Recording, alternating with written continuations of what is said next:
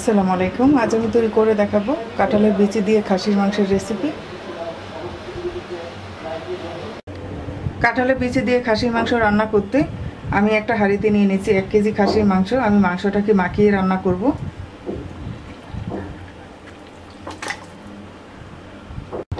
এবার দিয়ে দিচ্ছি 1 কাপ পেঁয়াজ কুচি, 2টা তেজপাতা ছিঁড়ে দিয়ে দিচ্ছি আস্ত গরম মশলা, দারচিনি, এলাচ, কালো গোলমরিচ, লবঙ্গ, দিয়ে দিচ্ছি 2 টেবিল চামচ মরিচ বাটা,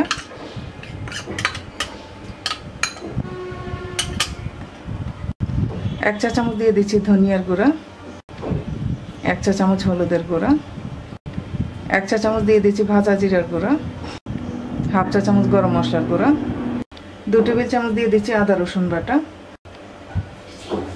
লবণ দিয়ে দিচ্ছি স্বাদ মতো, দিয়ে দিচ্ছি পরিমাণ মতো তেল।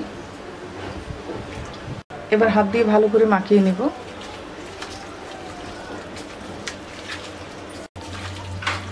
মাখিয়ে নেওয়ার পর 5 মিনিট ঢেকে রেখে দেব। 5 মিনিট পর এবার আমরা চুলায় বসিয়ে দিচ্ছি। প্রথমে আমরা হাই হিটে 5 মিনিট রান্না করব। হাই হিটে 5 মিনিট রান্না করে নেওয়ার পর এবার আমরা মিডিয়াম লো আঁচে মাংস সিদ্ধ হওয়া পর্যন্ত রান্না করব।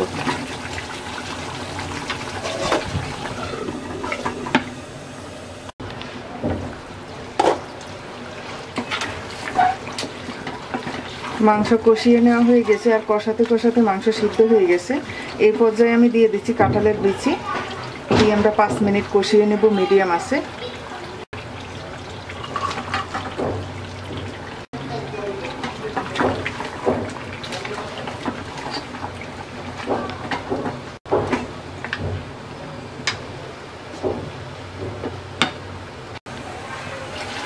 কাঁঠালের বিচি দিয়ে মিডিয়াম আঁচে 5 মিনিট কষিয়ে নিয়েছি। এই পর্যায়ে আমি দিয়ে দিচ্ছি পরিমাণ মতো গরম পানি।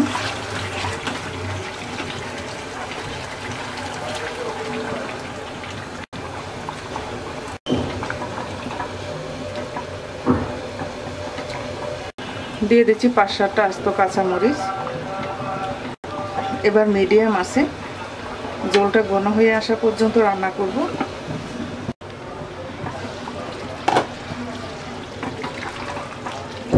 কাঁঠালের বিচি আর মাংস ভালো করে সিদ্ধ হয়ে ঝোলটা ঘন হয়ে গেছে। এই পর্যায়ে আমি দিয়ে দিচ্ছি গরম মশলার গুঁড়া আর ভাজা জিরার গুঁড়া, 2টা মিলিয়ে আমি 1/2 চা চামচ দিয়ে দিচ্ছি। দিয়ে ভালো করে মিক্স করে আরও 2 থেকে 3 মিনিটের মতো রান্না করব।